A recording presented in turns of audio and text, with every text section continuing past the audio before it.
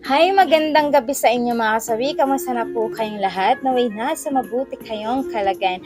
At mag-iingat kayo palagi mga kasawi. At syempre, isa na naman sa ating mga followers ang ating babasahin. Hi po ma'am. Sana po mapansin nyo ito. Ano po ba ang pakiramdam ng babae kapag sinasagad ko siya ng karagada hanggang ako'y labasan sa loob niya? Nakukurot niya kasi ako Salamat ma'am. So, ayan mga kasawi, yung ating sender na ulit ay isang lalaki. So, kung kagabi ang ating mga sender kahapon ay puro babae, ayun naman ay puro lalaki. Natatawa na nga lang inyong advisor mga kasawi kasi ang mga request ng mga kalalakihan ay talagang hindi magpapatinag, puro sana-hana. At syempre, alam nyo ba, napakulit pa ng mga sender natin na yun mga kasawi. Alam nyo ba ang ginagawa? Kahit madaling araw, paulit-ulit na tumatawag. Ayan. Wala nang sinasanto, kundi talaga kailangan nilang itapik ang gusto nila. Pinapahanap pa yung mga pangalan nila. So, syempre, nakukulitan na yung admin natin. Kaya ang ginagawa is pinapasa na lang ito para ma-discuss natin ito, mga kasawi. At syempre, balik topic tayo, mga kasawi. Ayan. Ilang babae mga kasawi kung bakit ka kinukurot ng isang babae kapag tuwing kayo ay nakipaghanahana tapos sinasagad mo ang iyong kargada sa kanyang bebengka. Alam niyo ba kung bakit mga kasawi kayo kinukurot? Ibig sabihin nun ay 100% na talagang nasatisfy ang isang babae. Alam niyo ba kung bakit mga kasawi?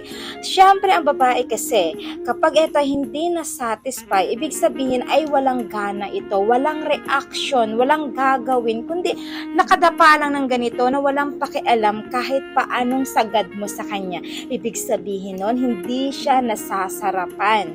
Pero kapag once ang isang babae ay marami itong reaction, kagaya ng pagpalo sa puwet, pagkurot sa gilid at pagsabunot sa ulo mo at pagyakap ng mahigpit. So, ibig sabihin, 100% na na-hits niya na ang satisfaction kapag once na sinasagad mo ang kargada mo sa kanyang bibingka. Alam niyo ba kung bakit mga kasawi? Kasi naabot na niya ang rurok ng sarap. Kaya naman, nagkakaroon siya ng reaction kapag ito yung ginagawa mo sa isang kababaihan. Mga kasawi. So legit yan ha.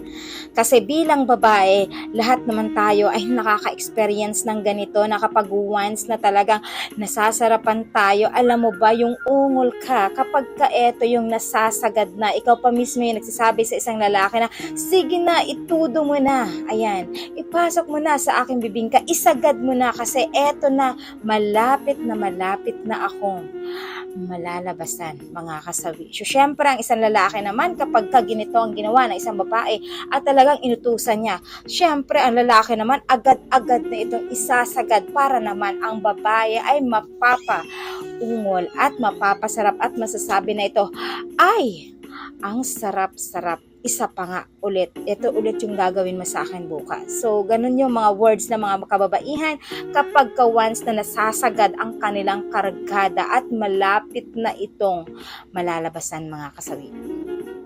So, ayan sa ating sender, naway naliwanagan kita pagdating dito. At syempre sa ating mga commenter, alam ko na napaka-active ninyo pagdating sa ganitong usapin. At alam ko naman na may mas marami kayong kaalaman sa inyong advisor.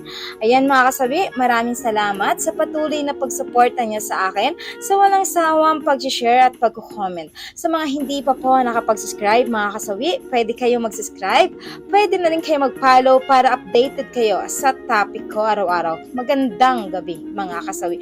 Mahal kayo ng inyong advisor. Bye!